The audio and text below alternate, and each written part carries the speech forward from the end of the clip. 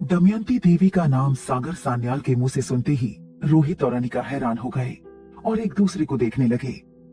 तभी रोहित ने सागर सान्याल से पूछा, क्या ये तुम क्या कह रहे हो? मैं जहां तक जानता हूं दमयंती देवी तो सालों पहले मर चुकी है और उसका बेटा युगराज उसी की पार्टी के लिए तो मैं। रोहित अभी आगे कुछ कहता, इतने में अचानक से अनिका को कुछ याद आने लगा। उसने अपने दिमाग पर जोर डालते हुए कहा, रोहित, मुझे याद आ गया, वो शख्स दमयंती देवी ही थी। मुझे थोड़ा थोड़ा याद आ रहा है। मैं किसी बीहड़ इलाके में थी और वहां पर फिर मेरे साथ क्या क्या हुआ मुझे ठीक से तो याद नहीं, क्योंकि उसके बाद फिर मैं बेहोश हो गई थी। मगर वो सब एक बहुत ही भयानक दृश्य था और दमयंती देवी जिंदा है, वो मरी नहीं है। रोहित अब शॉक्ड हो चुका था। वहीं सागर सान्याल उठ खड़ा हुआ और उसने कहा, हाँ रोहित, सच तो यही है कि अनिका को दमयंती देवी ने ही किडनैप किया था। और तो और सनी के साथ जो लड़की काम करती थी यानी शर्मिला, उसको भी दमयंती देवी ने ही भेजा था। और वो क्यों ऐसा कर रही थी ये मुझे तो पता नहीं चल पाया, लेकिन हाँ, मेरे आदमियों के द्वारा मुझे जो कुछ पता चला मैंने बता दिया। तो अब मैं तुमसे रिक्वेस्ट करूंगा कि तुम मुझे वो सीसीटीवी फुटेज दे दो। मैंने अपना काम किया, अब तुम अपना काम करो। ये सुनने के बाद रोहित और अनिका खामोश हो गए। अभी वो ये सोच रहे थे कि अब आगे क्या किया जाए। तभी अनिका ने रोहित के हाथों से वो गन अपने हाथों में ले ली और उसने सागर सान्याल के माथे की तरफ तान दी। ये देख रोहित बुरी तरह से डर गया। उसने अनिका को समझाते हुए कहा, अनिका, तुम क्या कर रही हो? रोहित के इस सवाल पर अनिका ने रोहित को ये समझाया कि सागर सान्याल इतना बड़ा आदमी है कि अगर कोर्ट में वो गया तो फिर कुछ महीनों बाद वो जेल से बाहर आ जाएगा और फिर वो ना जाने कुसुम जैसी कितनी लड़कियों की जिंदगी बर्बाद करेगा। इसलिए सागर सान्याल जब तक जिंदा रहेगा तब तक कुसुम जैसी लड़कियों को खतरा रहेगा। इसके बाद अनिका ने कहा, इसलिए मैं नहीं चाहती कि कोर्ट सागर सान्याल को सजा दे, मैं इसे अपने हाथों से सजा देना चाहती हूँ। रोहित ने जैसे ही ये सुना, उसने अनिका के हाथ से पहले गन ली और फिर कहा, देखो अनिका, मैं तुम्हारी बात समझ रहा हूँ, लेकिन तुम अगर इसे इस तरह से गोली मार दोगी तो फिर तुम्हें पता है ना, एक नई मुसीबत तुम्हारे पीछे पड़ जाएगी। और इंस्पेक्टर गिरिवाल भी किस तरह का आदमी है तुम्हें पता ही है। उसे कहीं ना कहीं एक और मौका मिल जाएगा। वो भले ही मेरे लिए काम करता है, मगर मैं ये नहीं चाहता कि उसे कोई मौका मिले।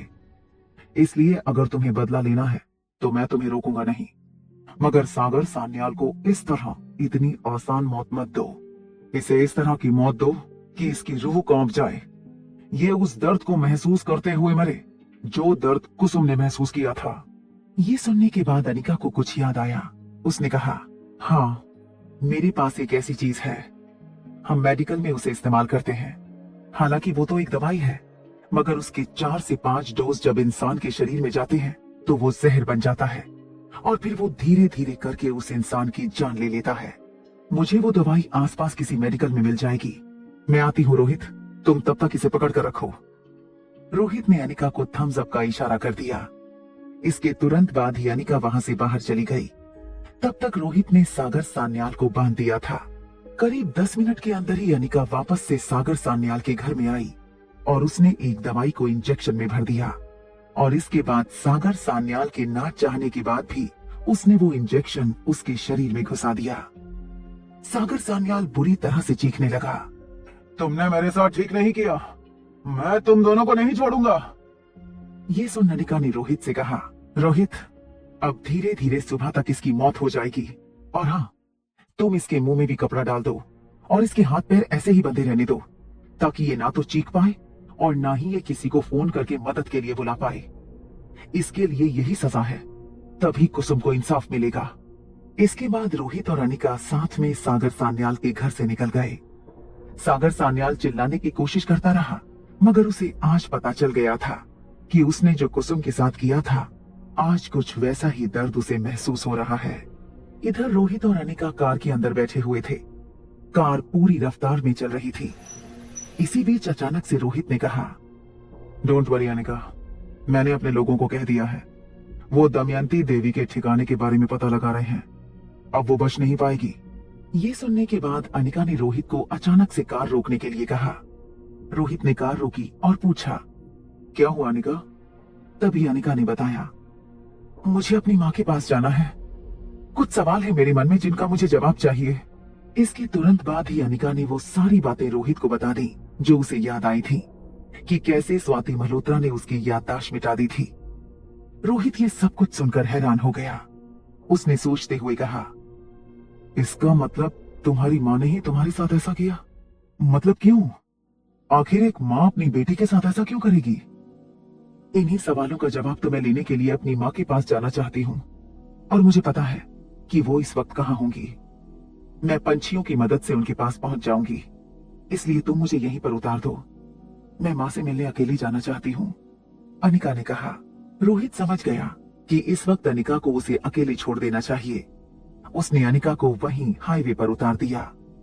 इसके बाद अनिका वहां से किनारे एक पेड़ के पास चली गई और फिर वो अजीब अजीब सी आवाजें निकालने लगी, मानो वो किसी को बुला रही हो। थोड़ी ही देर में वहां पर ढेर सारे पक्षी आ गए। हालांकि रात के इस वक्त वो सारे पक्षी अनिका के पास आए थे। ये बहुत ही हैरान कर देने वाली बात थी, मगर कहीं ना कहीं अनिका जानती थी कि एक यही तरीका है स्वाति मल्होत्रा के पास पहुंचने का। थोड़ी ही देर में वो पक्षी उस दिशा की ओर बढ़ने लगे जहां पर स्वाति मल्होत्रा और बूढ़े बाबा थे।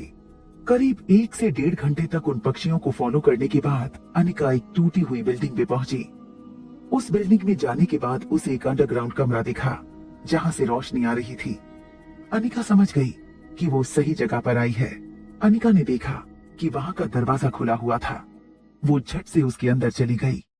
तभी उसने वहां पर बूढ़े बाबा और अपनी माँ स्वाति मल्होत्रा को देखा। स्वाति मल्होत्रा ने भी जैसे ही अनिका को देखा वो हैरान हो गई। वो अभी कुछ कहती, इतने में अनिका ने ताली बजाते हुए स्वाति मल्होत्रा के पास जाकर कहा, वाह वाह, कहते हैं कि भगवान से भी बढ़कर माँ होती है, मगर आपने मेरे साथ जो कुछ भी किया उसके बाद तो आज से लोग यही कहेंगे कि आप वो पहली माँ हो जो अपनी बेटी की सबसे बड़ी दुश्मन बन गई। क्यों माँ, आखिर आपने मेरे साथ ऐसा क्यों किया? मैंने आपका क्या बिगाड़ा था? या फिर क्या तुम्हें मुझे दर्द और तकलीफ में देखने में मजा आता है? इतना कहने के साथ ही अनिका वो सारी बातें बताने लगी कि किस तरह से उसने कितना दुख सहा था जब उसकी याददाश्त चली गई थी। वहीं बूढ़े बाबा अनिका को समझाने की पूरी कोशिश कर रहे थे, मगर अनिका लगातार बूढ़े बाबा को चुप कराकर अपनी बात कही जा रही थी। वहीं स्वाति मल्होत्रा को ये सब सुनने के बाद बहुत ही बड़ा झटका लगा था, मगर कहीं ना कहीं वो जानती थी कि ये एक दिन होना ही था। अनिका ने जब देखा कि स्वाति मल्होत्रा कुछ नहीं कह रही है तो उसने फिर से कहा, बताओ माँ, आखिर आपने मेरे साथ ये क्यों किया? एक माँ होकर आपने मेरे साथ ऐसा करने का सोचा भी कैसे? आखिर क्या मिला आपको ये सब करके?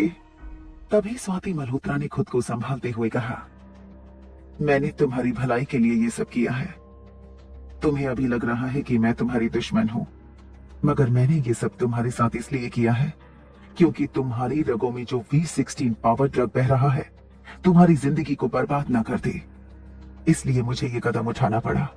इतना कहने के बाद स्वाति मल्होत्रा चुप हो गई। अनिका को कुछ समझ नहीं आ रहा था कि स्वाति मल्होत्रा के कहने का क्या मतलब था। तभी स्वाति मल्होत्रा ने आगे कहना शुरू किया, क्या तुम्हें पता है, ये V16 पावर ड्रग अगर एक आविष्कार है तो वहीं एक अभिशाप भी है। ये तुम्हारी जिंदगी बर्बाद कर सकता है। रोहित को जब पता चलता कि तुम्हारी रगों में ये V16 पावर ड्रग दौड़ रहा है और तुम कोई मामूली लड़की नहीं हो, तो क्या वो तुम्हें एक्सेप्ट करता? हो सकता है कि रोहित खुद ही तुम्हारा दुश्मन बन जाता। ये सुनते ही अनिका ने तपाक से कहा, बस माँ, आप मेरी माँ हैं तो इसका मतलब ये नहीं कि आप मेरे पति के बारे में कुछ भी कहेंगी, और मैं रोहित के खिलाफ एक लफ्ज नहीं सुनना चाहूंगी, क्योंकि मुझे पता है कि रोहित मुझसे कितना प्यार करता है और उसने मेरे लिए क्या कुछ नहीं किया। मैं आपको कैसे बताऊं कि रोहित ने मेरे लिए जितना किया है ना, उतना तो आपने भी नहीं किया होगा। स्वाति मल्होत्रा ने तभी जवाब दिया, अनिका, मैं जानती हूँ और मुझे खुशी है, लेकिन साथ ही साथ मुझे ये भी लगता है कि जब रोहित या फिर मारवा खानदान के लोगों को पता चलेगा कि तुम नॉर्मल नहीं हो, तो फिर तुम्हारी जिंदगी पहले की तरह नहीं रह जाएगी और तुम्हारे कई दुश्मन सामने आ जाएंगे। इसलिए मैंने ये सोचा कि तुम सारी चीजें भूल जाओ और नए सिरे से अपनी जिंदगी शुरू करो। इसलिए मैंने तुम्हारी याददाश्त को मिटा दिया था, मगर मुझे नहीं पता था कि किस्मत तुम्हारे साथ ऐसा खेल खेलेगी और तुम्हारे बच्चे इतने तेज निकलेंगे कि वो अपनी माँ की याददाश्त को लाने के लिए कुछ भी कर गुजर जाएंगे। तुम्हारे बच्चे वाकई बहुत बहादुर हैं।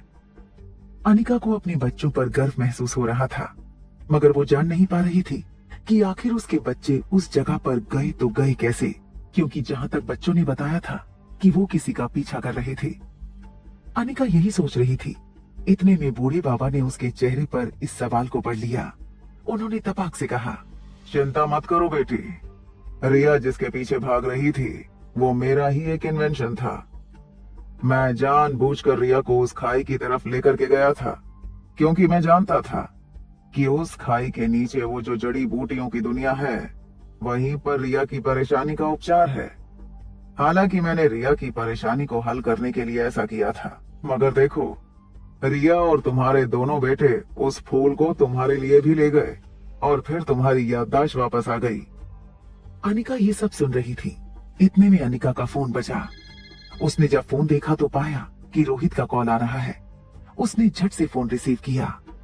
तभी रोहित ने फोन के उस पार से कहा, अनिका, तुम जहां भी हो जल्दी से वापस होटल आ जाओ। मुझे दमयंती देवी के इलाके के बारे में पता चल चुका है। मेरे आदमियों ने मुझे उसकी लोकेशन के बारे में बता दिया है। हम अभी कुछ घंटों में ही उस जगह पर जाने के लिए निकल रहे हैं। मैं नहीं चाहता कि दमयंती देवी वहां से बचकर निकलकर भाग जाए। अनिका को यह सुनकर खुशी हुई। उसने रोहित को हाँ कहा और फिर फोन काट दिया। कहीं ना कहीं स्वाति मल्होत्रा, जो अनिका के बगल में खड़ी थी, उसने अनिका की बात सुन ली थी। उसने अनिका की तरफ देखकर उसका हाथ पकड़ते हुए कहा, देखो अनिका, मेरी ये बात मान लेना। मैं तुम्हारे आगे हाथ जोड़ती हूँ। तुम कभी भी ये बात किसी को भी मत बताना कि तुम एक स्पेशल लड़की हो। तुम्हारी रगों में एक ऐसा पावर ड्रग है जो तुम्हें एक सुपर वुमन बनाता है। मैं जानती हूँ कि तुम अपनी माँ को कभी माफ नहीं कर पाओगी, लेकिन मेरा यकीन मानो, मैंने तुम्हारी भलाई के लिए ये सब किया था। ये सब सुनने के बाद अनिका ने अपनी माँ की तरफ देखा और मुस्कुरा कर कहा, आई एम सॉरी माँ, मैंने गुस्से में कुछ ज्यादा ही सुना दिया, बिना कारण जाने। खैर, मैं आपसे बाद में मिलती हूँ। उसके बाद आपसे आराम से बात करूंगी। अभी मुझे अपने एक दुश्मन के पास जाना है, उसे ठिकाने लगाने के लिए। उसने मेरे साथ बहुत गलत किया और उस